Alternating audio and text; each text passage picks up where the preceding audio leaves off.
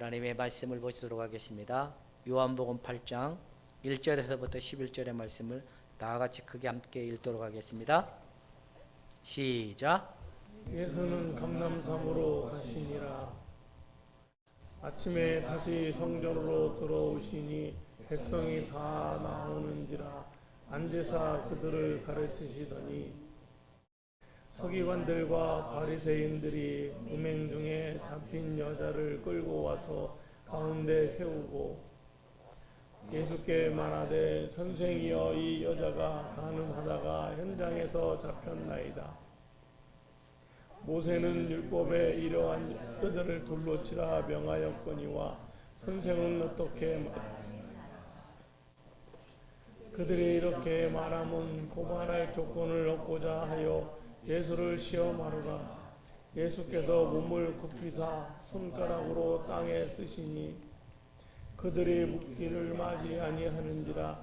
이에 일어나 이르시되 너희 중에 죄 없는 자가 먼저 돌로 치라 하시고 다시 몸을 굽혀 손가락으로 땅에 쓰시니 그들이 그 말씀을 듣고 양심의 가책을 느껴 어른으로 시작하여 젊은이까지 하나씩 나오고 오직 예수와 그 가운데 섰는 여자만 남았더라. 예수께서 일어나사 여자 외에 아무것도 없는 것을 보시고 이르시되 여자여 너를 고발하던 그들이 어디 있느냐? 너를 정죄한 자가 없느냐? 대답하여 주도 없나이다. 예수께서 이르시되 나도 너를 정죄하지 아니하노니 가서 다시는 죄를 범하지 말라 하시니라. 아멘. 기도하겠습니다. 다시는 범죄하지 말라라고 말씀하시며 용서하신 예수님, 오늘도 귀한 말씀 속에 하나님의 진리가 우리에게 스며들고 깨달아지게 하시고 알아지는 시간이 되길 원하오니 주의 성령을 통하여 말씀이 전해지게 하시고 저들에게 깊이 전달되는 시간과 은혜를 허락하여 주시기 원하며 예수님의 이름으로 기도하옵나이다. 아멘.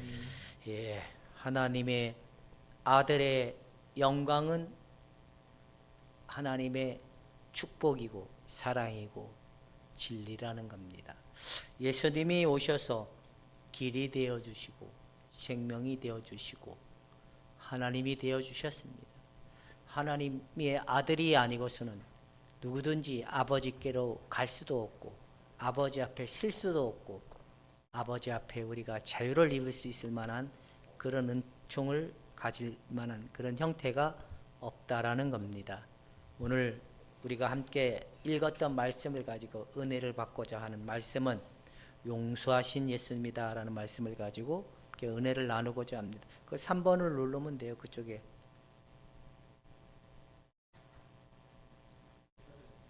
예. 됐어요? 예, 여기 연결되어 있어요. 눌러봐요. 그 여기 하라 그러고 우리끼리 하도록 하겠습니다.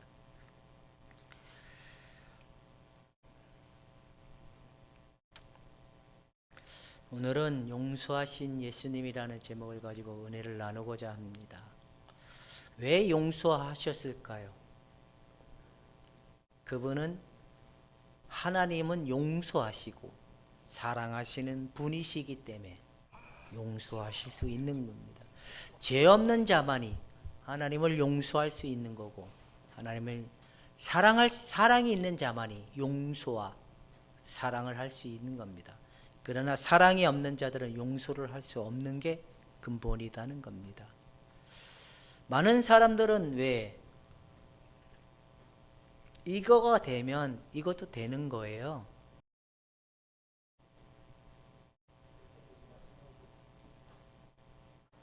그거 여기서 뺐다가 다시 한번 넣어볼게요.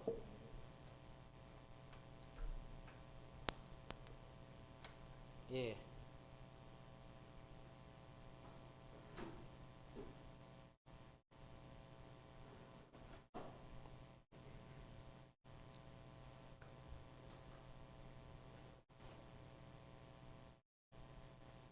안 됩니까? 기계는 원래 이렇습니다. 사람도 시간이 가면 고장이 나듯이. 그래서 미리미리 점검 좀 해보고 해야 되는데.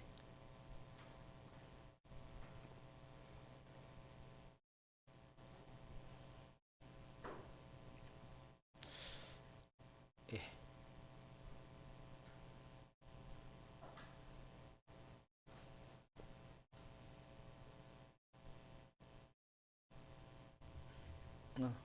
그 옆에 그거 버튼 눌러봐요.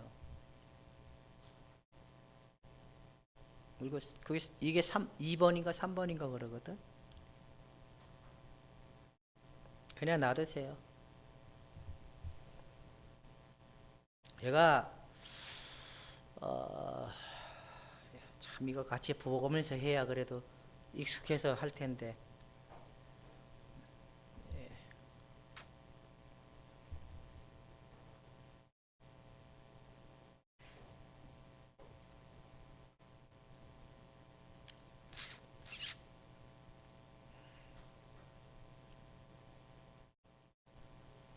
한번 해보도록 하겠습니다. 현장에서 붙들린 여인을 예수께서 지혜롭게 용서하신 내용이 여기에 들어가 있습니다. 간음하다 잡힌 여인인데, 간음은 사형과 같은 거고 즉시 징벌을 가할 수 있는 건데, 증인이 2명만 있으면 그런다는 겁니다. 2명의 증인을 내세워서 이 여인을 누구에게 끌고 왔냐면 예수님께 끌고 온 거예요. 예수님께 끌고 왔던 그 이유를 보면 불순한 생각을 가지고 있는 상태에서 끌고 온 거예요. 간음하다가 잡힌 여인을 끌고 와서 예수님 앞에 세워서 이 여자가 죄 있는 자입니까? 없는 자입니까? 어떻게 해야 됩니까? 라고 만약에 했으면, 그런 입장에서 예수님이 뭐 그럴 수도 있지라고 하면 신성모독죄를 갖다 붙이는 거고, 돌로 쳐 죽여라 라고 하면 로마법에다 갖다 걸 수 있는 아주 그 애매묘한 상황이거든요. 그러니까 간음하다가 잡힌 여인이면 지들끼리 해결하면 되잖아요. 서기관과 바리새인들 자기들끼리 돌로 쳐 죽이고 막 이랬으면 됐는데, 예수 그리스도에게 데리고 왔던 목적은 뭐라고 말할까? 이게 굉장히 교묘한 거예요. 그래가지고 이게 그냥 무시를 하면 신성모독죄에 걸리고, 예를 들어 율법을 어긴 거라고 얘기를 하면 돌로 쳐 죽여라 하는 의미를 감춰진 상태에서 이 서기관들과 바리새인들이 가지고 온 거예요. 이런 습성을 보면 모든 인간의 근원은 이걸 똑같이 가지고 있어요. 정치인들 다 똑같아요. 모든 그리스도인 마음에도, 모든 사람들의 마음에는 이 깔려있는 의도와 이 마음을 가지고 있는 게 다 인간의 상태를 보여주고 있는 거예요. 근데 사람들은 이 자신의 의도에 숨겨진 의도를 가지고 혼자 와서 물으면 되잖아요. 박윤철 집사님에게, 유성희 권사님에게. 근데 이걸 어떻게 하냐면 여론화시키는 거예요. 여론을 움직여서 그 다음에 여론을 움직여가지고 군중을 움직이게 하고, 군중을 움직이게 하면 이거를 이제 가지고 와서 자신들의 목적을 달성하는 게 이 정치인들이 하는 모습이거든요.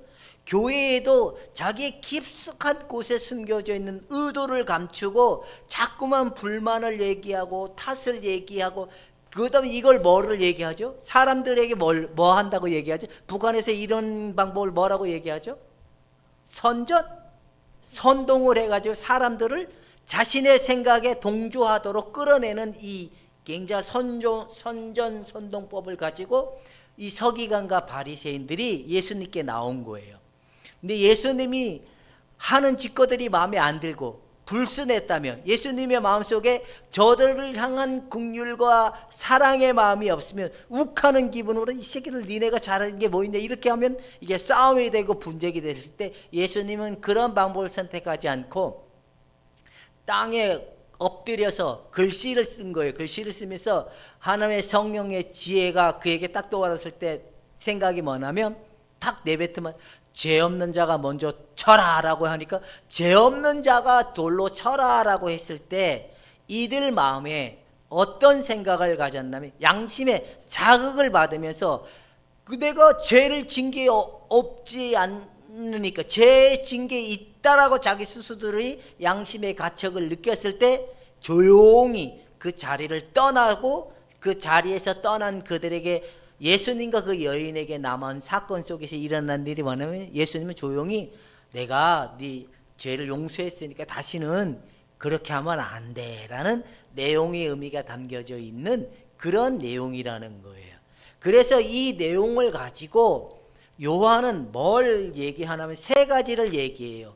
첫 번째는 율법과 예수님, 그다음에 두 번째는 이제 그 진리가 뭐냐 이런 관점을 가지고 얘기하는데 우리가 계속 8장을 이어나가서 앞으로 계속 매주마다 할 텐데 율법이 뭐고 예수님이 뭐고 진리가 뭔지 이런 내용들을 계속 해 나갈 겁니다.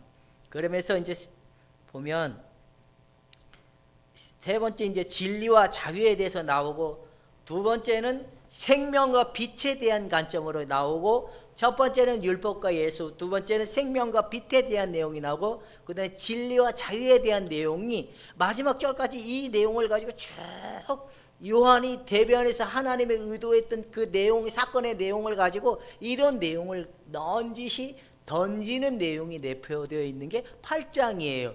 그래서 예수님의 7대 정체성적 의미가 숨겨져 있는 게 뭐냐면 나는 생명이다, 나는 빛이다, 나는 또 뭐다, 그런 선한 목자다. 이 7가지 에고 에이미 정체 자의 예수님의 정체성적 의미가 그 속에 내어 있는데 거기에서 나타나는 나는 이다의 그 의미가 뭐냐면 나는 생명이고 빛이다. 그 관점을 이제 드러내시고 보여주는 내용이 전개된다라는 겁니다. 안 돼요?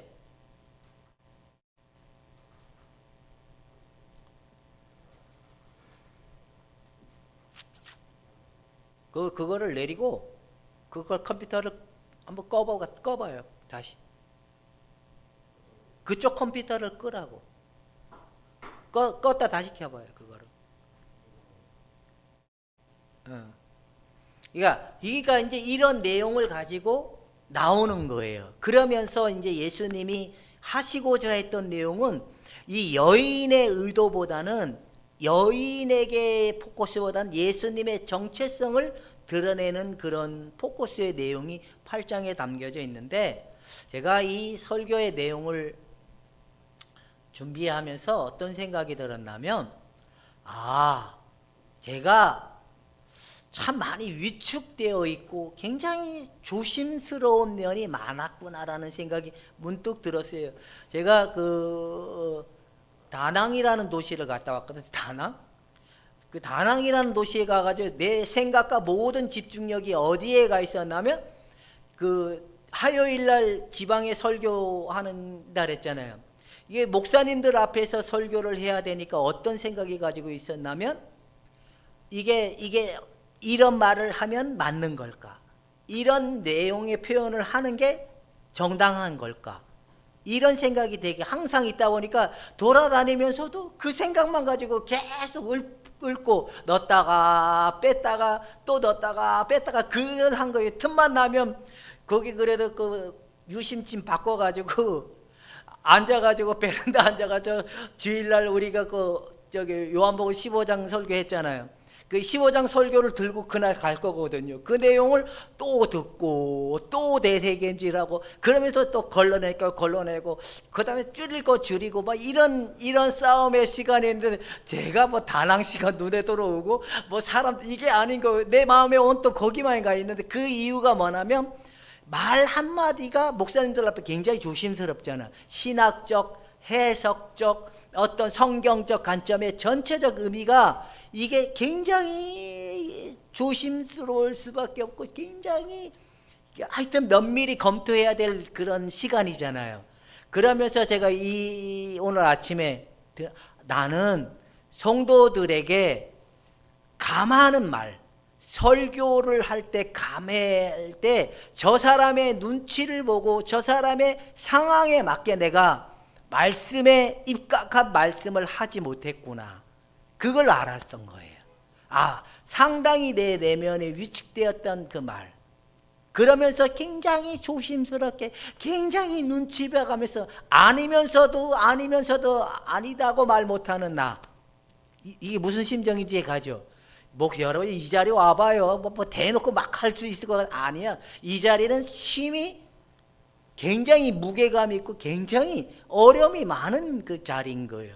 그러다 보니까 제 성향이 제때가 간이 배 밖으로 나온 성향의 사람은 아니, 굉장히 소심하고 굉장히 눈치도 많이 보고 움츠리고 주눅스러운 사람이니 얼마나 성도들 눈치를 많이 보면서 여태까지 왔겠어요.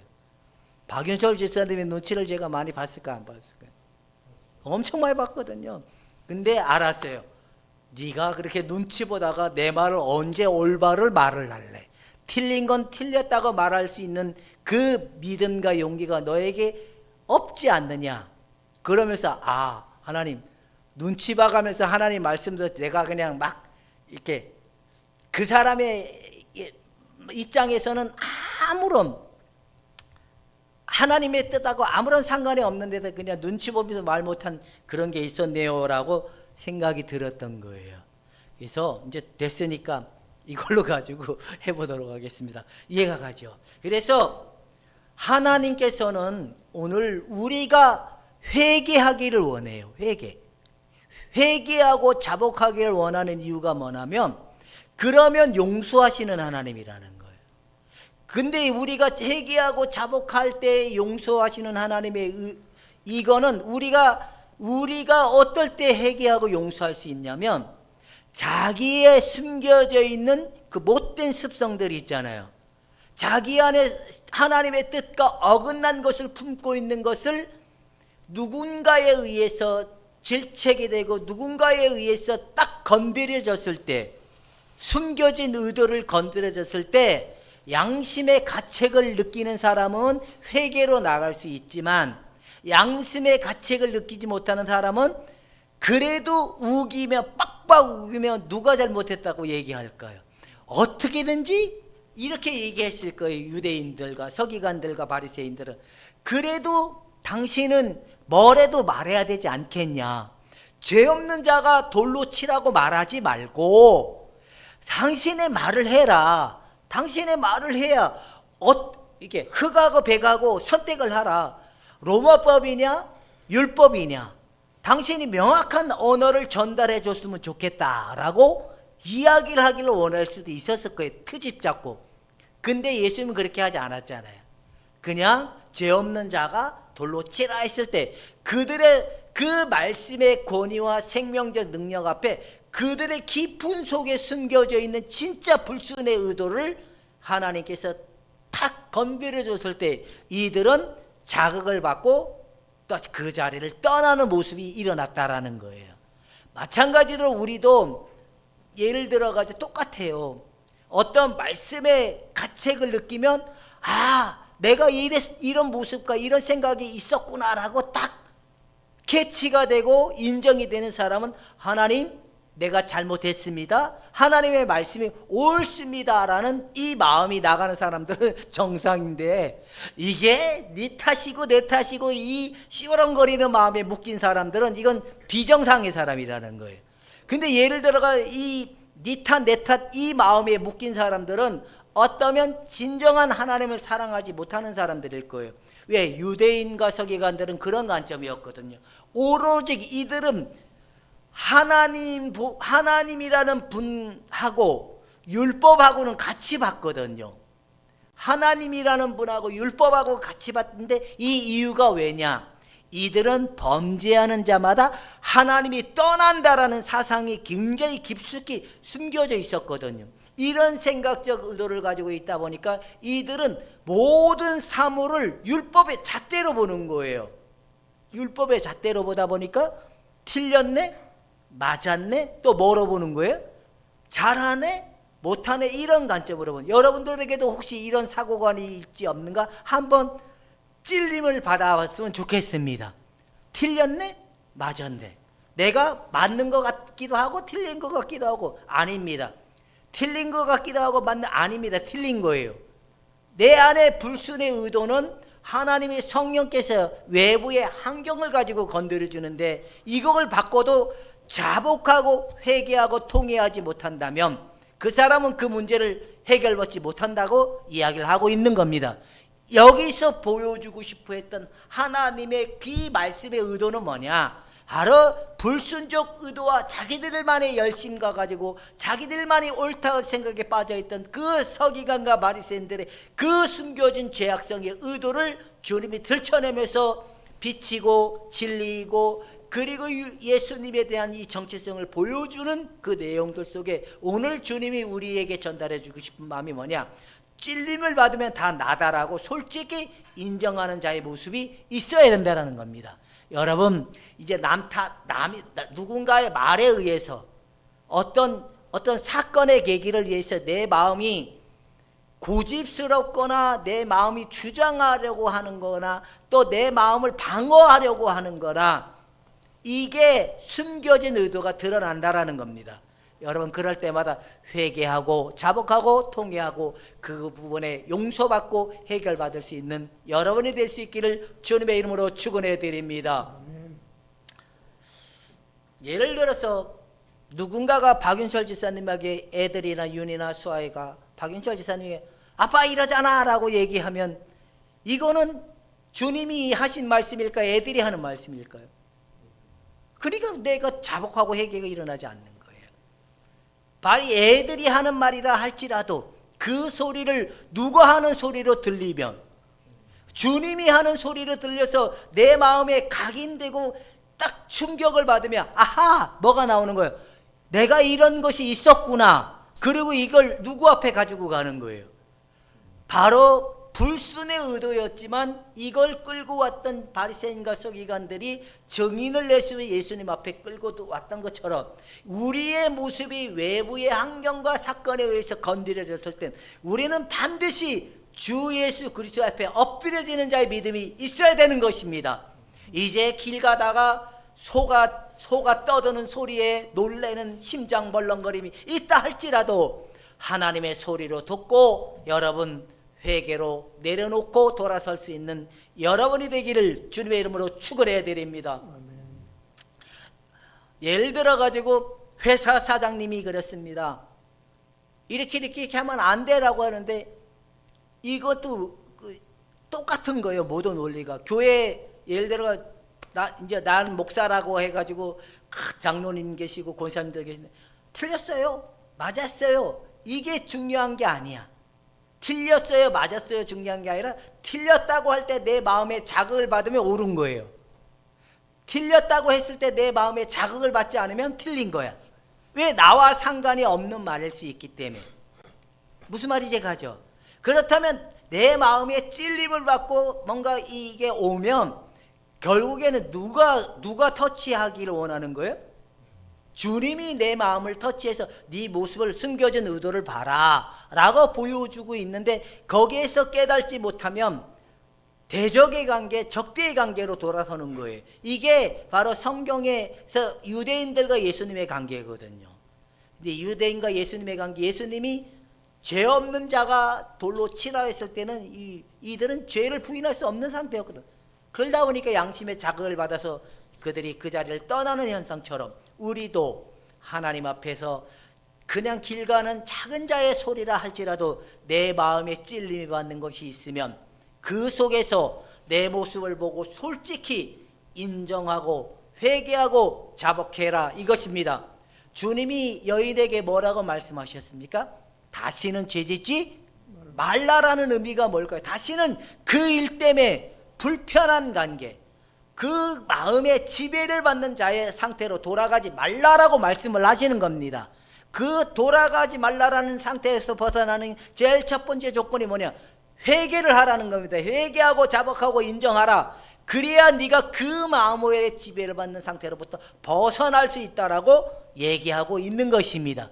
여러분, 이제는 남 탓하지 말고 내 천주교의 말처럼 누구 탓으로? 내 탓이요.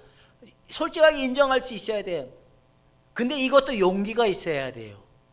굉장한 용기. 근데 용기가 있지 않다라는 거. 이해가 가죠? 무슨 말인지. 이런 의도의 의미가, 그래서 나는 유서희 고사님이 나한테 뭐라 그럴까봐, 고사님 예수 안 믿었잖아요 라고 농담 삼아 삥 돌려 얘기할 수 있었지만, 내가 쌍신부를 탁 켜고 예수 안 믿었잖아, 예수님을 인정하지 않았잖아요, 이런 의미는 아니었던 것 같아요. 불순의 의도를 싹 숨겨놓고, 예수님 안 믿었죠, 예수님 우상이었죠, 이렇게 삥, 아주 이 못돼 먹은 습성인 것 같아요.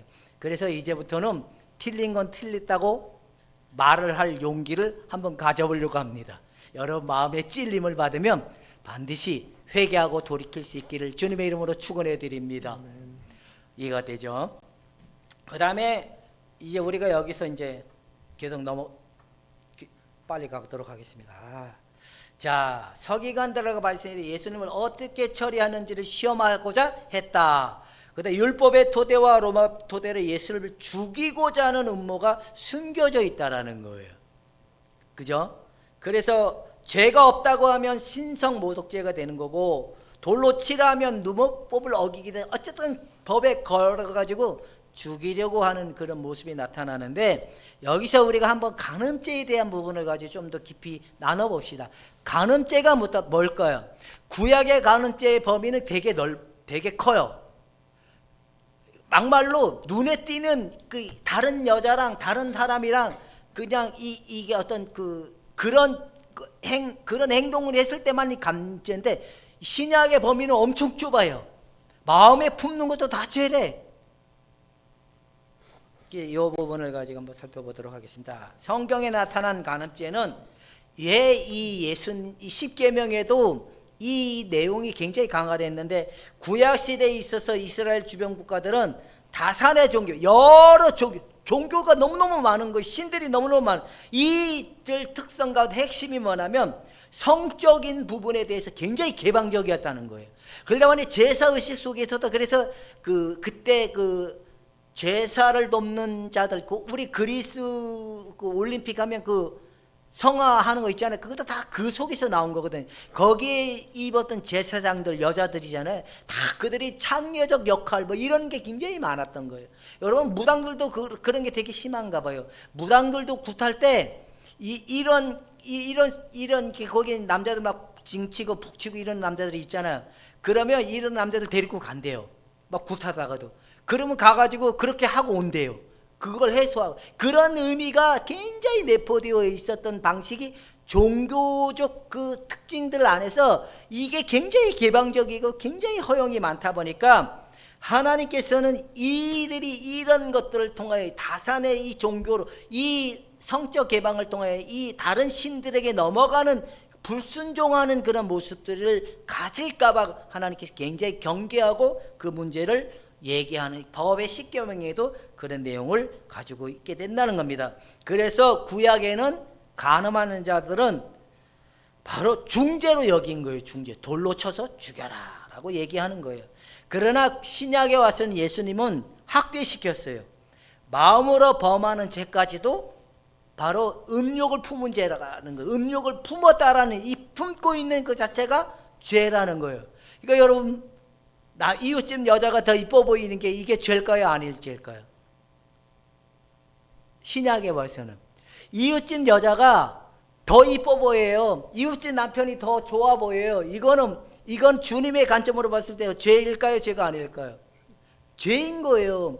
그러니까 저 사람이 이 불순의 마음을 숨기고 자꾸만 저 이웃집 여자가 이뻐 보이고 좋아 보여요. 그래서 자꾸 한 번 보고 두 번 보고 자꾸만 보고 싶네. 자꾸 찾아가서 말도 걸고 커피도 한잔 마시자고 자꾸.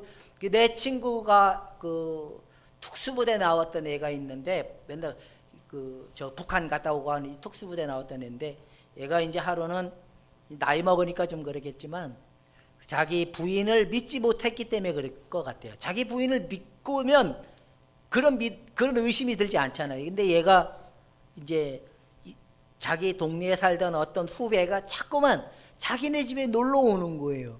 자꾸만 놀러 오고 자기 부인하고 이야기도 하고 수다도 떨고, 그러다 보니까 이게 한 번 오면 그러거리 했는데, 자꾸만 오다 보니까 이 친구가 어떤 일이 일어났냐면, 저 새끼가 내 부인하고 어떻게 하려는 갑이다.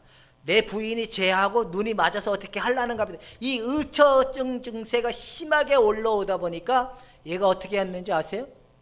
목매달아 죽었다라 가르는 것처럼 그런 행동으로 간 거예요.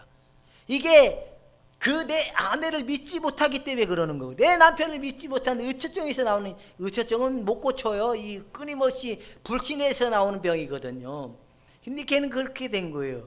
근데 혹시나 여러분, 내 남편만이 최고다. 할렐루야. 내 아내가 최고 이쁘다. 시작. 내 아내가 최고 이쁘다. 자꾸만 내 아내만 안 보이고 너가 보이면 이거 심각한 거예요.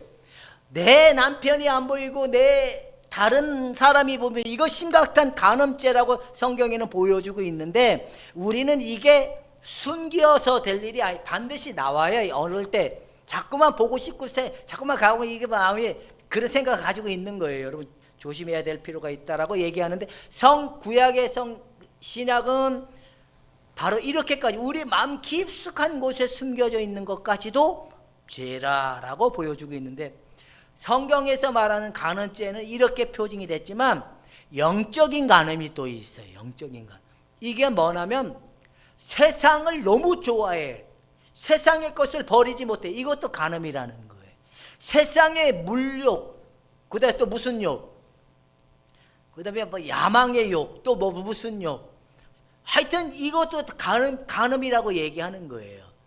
이것 때문에 우리가 하나님을 더 사랑해야 되는데 이것 때문에 사랑하지 못하는 이 근원의 모든 것들이 간음죄다라고 얘기하고 있는 거예요. 이해가 가요? 그래서 주님이 이거를 건들기 위해서는 어떻게 해야 돼요? 외부 환경을 가지고 건드려 주는 거예요. 우리 장로님이 물질을 얼마나 많이 사랑하는지 안 사랑하는지 하나님이 돈을 줘보기도 하고 안 줘보기도 하는 거예요.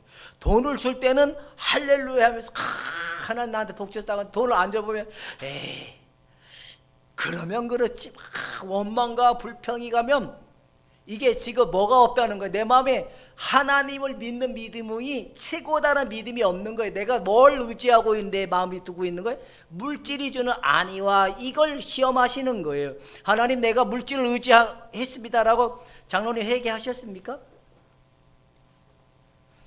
이게 있는 거예요. 이게 내가 물질을 의지하는지 안 하는지는 내가 물질이 있을 때 없을 때를 보면 알아요. 이해가 가요? 유서희 고사님, 물질의 노예로 사로잡혀 살았다고 회개하셨습니까? 예, 이게 몰라요. 이거는 몰라. 내가 물질을 왕으로 섬기고 주인으로 따르고 있고 내가 세상을 이렇게 좋아하고 있다는 건 몰라요. 그러나 어떤 계기가 돼서 환경의 문제로 딱 건드려지면 이걸 인정하고 고백하는 게 상당히 어려운 사람들이 있고 쉬운 사람이 있는데, 하나님의 말씀에 자극을 받는 사람들은 쉽고 하나님이 보여준 사람들은 쉽고 하나님이 보여주지 않는 사람들은 어렵다라는 겁니다. 이해가 가죠? 이게 그러니까 우리가 꼭 마음에 품은 것만이 간음이다라고 얘기하지 않아요. 우리가 세상을 마음에 두고 있으면 이것도 영적인 간음인 거예요. 하나님보다 다른 것을 더 크게 중시하는 그 자체가 간음이다라고 얘기하고 있는 거예요. 여러분 마음에 뭘 품고 있는지, 돈을 품고 있는 건지, 세상의 야망을 품고 있는 건지, 내가 더 중요한 건지, 이게 봐야 될 필요가 있다라는 겁니다. 그래서 이제 우리가 두 번째 사건으로 또 넘어가 예수님의 행동의 두 번째 내용을 한번 더 살펴보도록 하겠습니다. 예수님이 이런 반응 속에 나온 게 뭐냐면 손가락으로 땅 위에 글씨를 쓰는 이게 있었는데 이거는 그 지역의 하나의 간습이었다는 거예요. 간습. 어떤 사람은 자기도 모르게 메모를 하는 사람들이 있어요. 메모를 하면 메모 이 글씨 전문가들은 글씨를 또 연구하는 사람들이 있어요. 이 사람들은요 글씨를 딱 읽어보면 이 사람의 그 수준, 이 사람의 성향, 이 사람이 가지고 있는 이것도 또 잘 끄집어내는 사람들이 있는데, 바로 이 그 고대 근농 지방에는 이 글씨 쓰는 이 문화가 굉장히 발달되어 있는 거예요. 그 고대 그 중동에는 뭐가 많아요? 모래가 많잖아요.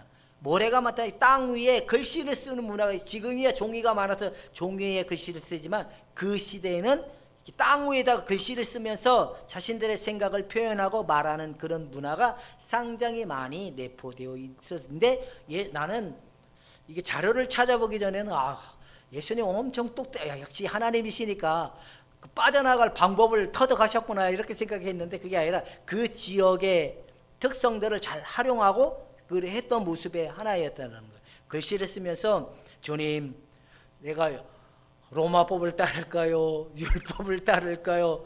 로마법을 따를까요? 율법을 따를까요? 할 때 성령께서 죄 없는 자가 돌로 치라 라는 생각을 딱 주니까 그 말을 하니까 한 방에 끝났잖아요. 여러분들도 주님의 뜻에 의뢰하고 주님의 뜻을 기다리는 믿음이 있어야 된다, 이걸 보여주는 것입니다. 내 생각 가운데 막 질러대지 말고, 하나님 이 속에서 어떤 것이 옳은 생각일까요? 어떤 생각이 올바른 판단적 생각일까요? 어떤 것을 얘기해야지만이 정말 하나님의 뜻으로 저들이 합당하게 세워질 수 있습니까? 라고 이렇게 구하는 지혜의 그 요소가 우리도 보여줘야 될 필요가 있다라는 겁니다. 그러니까 한 템포 사람이 즉시 말하는 사람이 있고 생각해서 말하는 사람이 있는데, 여기는 즉시 말하는 사람의 부류가 많을까요? 생각해서 말하는 사람의 부류가 많을까요? 여기 앉으신 분들의 부류는 즉시 말하는 사람 60%, 생각을 심도 있게 말하는 사람은 50%. 즉시 말하는 사람들의 척도가 되게 많아요. 근데 우리는 이제부터는 하나님의 성령의 인도를 받아야 되잖아요. 성령이 우리에게 감화하시고 감동하시고 주장하도록 우리가 그 시간 충분히 집중해서 내 마음과 생각의 뜻을, 하나님의 성령의 의뢰를 구하는, 지혜를 구하는 여러분이 될 수 있기를 주님의 이름으로 축원해 드립니다. 그러니까 이런 부분들이 있다는 거예요.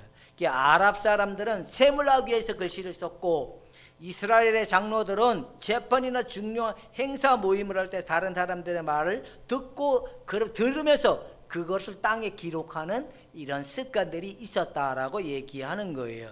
자, 그렇다면 이제 우리가 이 간음죄와 글씨 써서 예수님이 행했던 그 모습 속에서 내 마음에 혹시 마음에 품은 것이 뭔가 한번 찾아보는 시간이 되고, 두 번째는 내가 정말 성령의 도움을 구하는 자인가, 그런 상태를 한번 살펴볼 수 있기를 부탁해 드립니다. 그 다음에 이제 이 중심 주제가 뭔가를 살펴보고, 개념만 살펴보고, 다음 주부터 8장 끝날 때까지는 이 중심 주제를 가지고 계속 설교를 이어나가도록 하겠습니다. 중심 주제는 첫 번째는 율법과 예수님이라는 거예요. 율법의 모습과 예수님의 모습은 이런 거와 똑같은 거예요. 율법은 자꾸 저 사람의 옷을 벗기려고 하는 거고, 율법은 저 사람의 모습에 옷을 벗기려고 하는 모습이고, 은혜는 저 사람에게 자꾸 뭘 하려고 덮어주고 감싸주는 부분으로 이렇게 나타날 수 있는데, 인간보다 율법의 우선으로 생각했던 유대 지도자들이 반하여 예수는 율법보다 인간을 더 중시하는 모습을 보여주고 있다라고 얘기하는 거예요. 우리도 마찬가지예요. 내가 더 중시를 하는 포인트가 많잖아요. 그러니까 쉽게 얘기하면 내 관점에서 아버지 하나님을 바라보는 자들은 예수님이 나의 필요를 채워주시고 나에게 도움을 주시고 나의 문제를 해결해주는 이 하나님의 수준에서 벗어나지 못해요.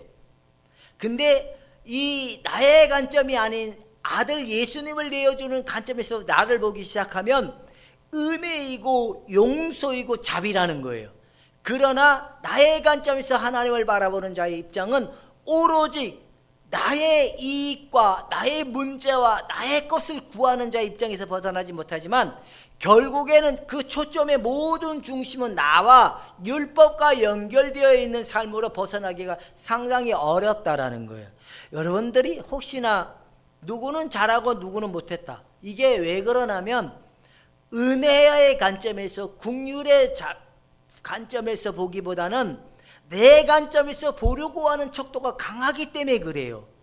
우리도 그렇게 보면 안 된다는 거죠. 이해가 되시죠? 그렇다면 이제 여러분들은 이웃이 죄를 범하거나 이웃이 실수할 때마다 한 번쯤 덮어주고 기다려주고 참아볼 수 있는 그런 믿음이 좀 있었으면 좋겠습니다. 여러분, 그냥 내실 말고 그럴 수도 있지. 그래, 내가 한 번은 그래 실수할 수 있지. 3번은 난 못 넘겨줘 하는 사람들이 있거든요. 3번?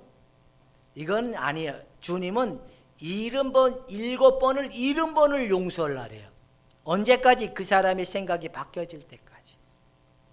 두 번째 우리가 생각해야 될 게 뭐냐면 생명과 빛의 관점을 보여주고 있는데, 예수를 믿고 따르는 자들에게는 구원을 받겠지만 거부를 하면 죄와 사망 가운데 남아있기 때문에 그들은 어둠 가운데 있고 빛이 없고 생명이 없고 어둠 가운데 어떤 것이 옳은 것이고 어떤 것이 진리인지를 구분이 일어나지 않게 되는 현상이 일어난다는 거예요.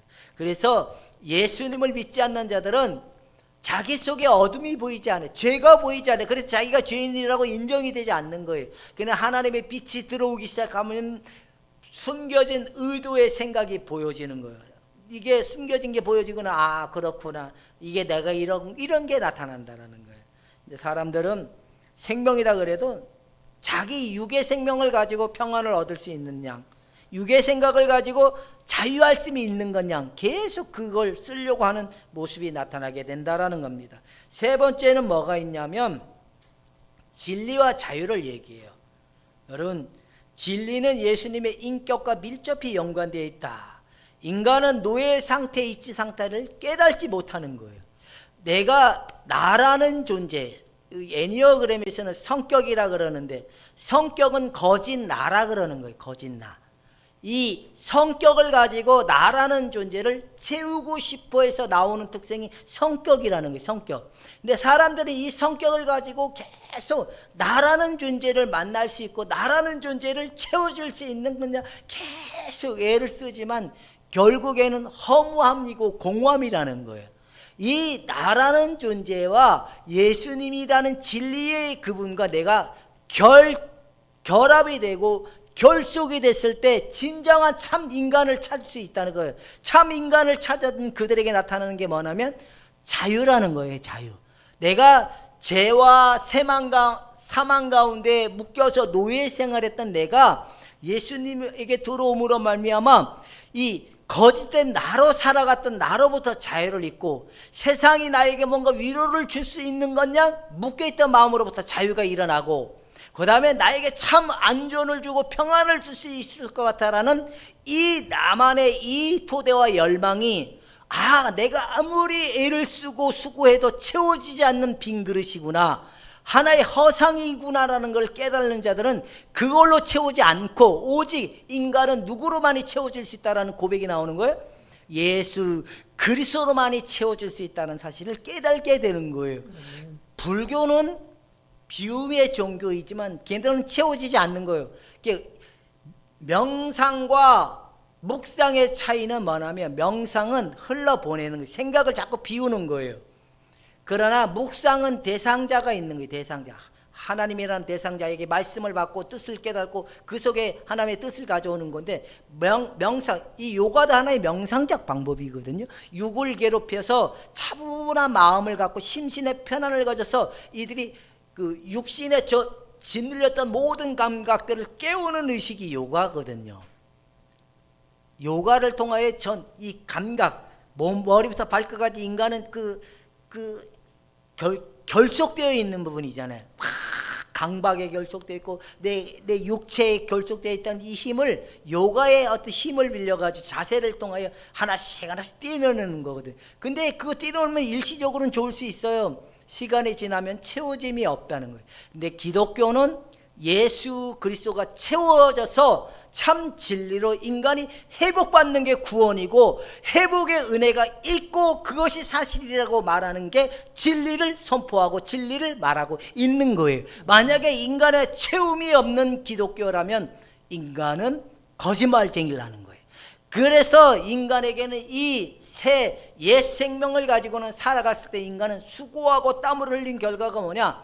인간은 두려움의 노예고 수치심의 노예로서 인간은 결국은 너무나 많은 사람들이 스트레스를 받아가면서 많은 애통함 속에서 빠져가서 세상의 위로를 얻어보려고 조금만 더 하면 그날이 오겠지 하는 이 말도 안 되는 그 바램을 가지고 인생을 땀을 흘려 살아보지만 끝끝내 얻어진 결과가 뭔지 아세요?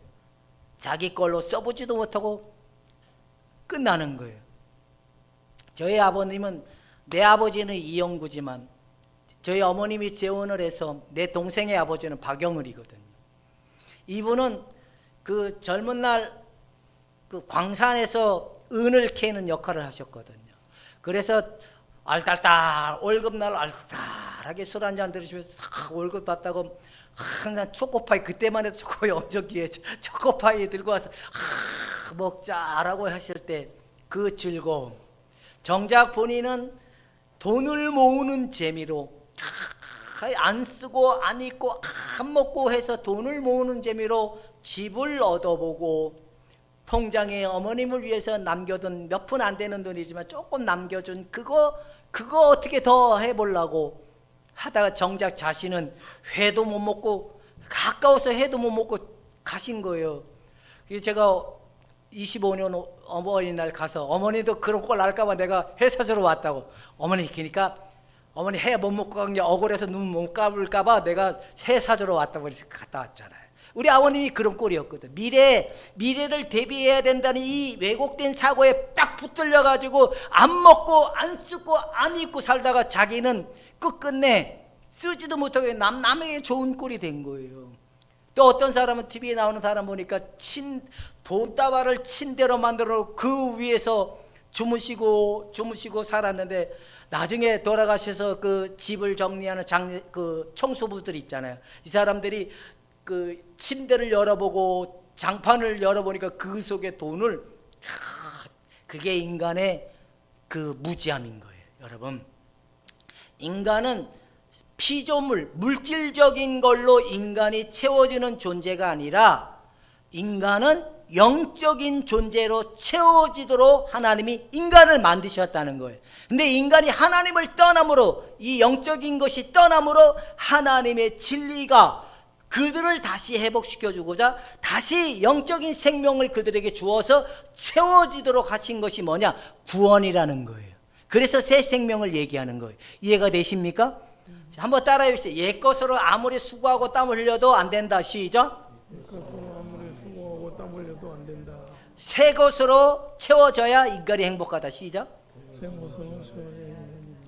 어리석은 행동하지 마십시다.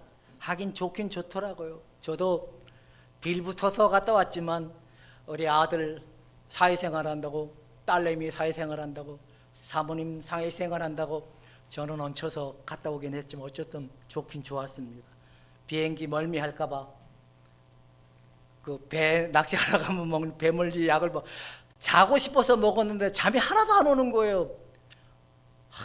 또 올 때는 기미테를 가지고 가긴 했는데 혹시나 캐리에다 넣어가지고 안 꺼내서 에휴 다시 이미 그 안으로 들어가고 어떻게 해야 될까 하고 왔는데 멀미는 안 하더라.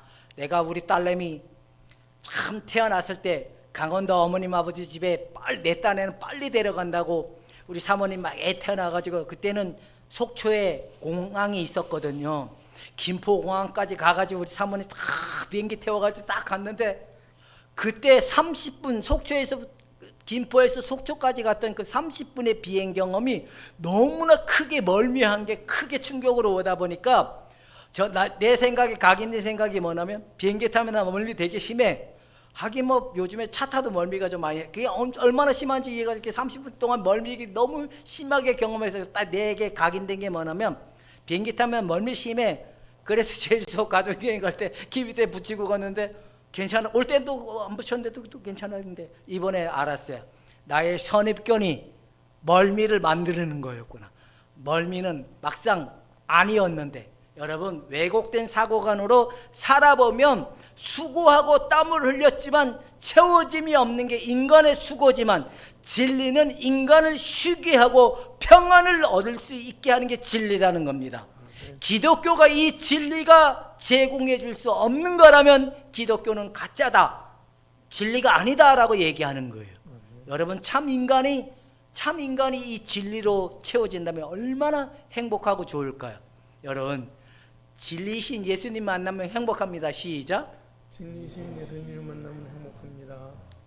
여러분, 세상의 것은 열심히 살아야 되는 건 맞아요.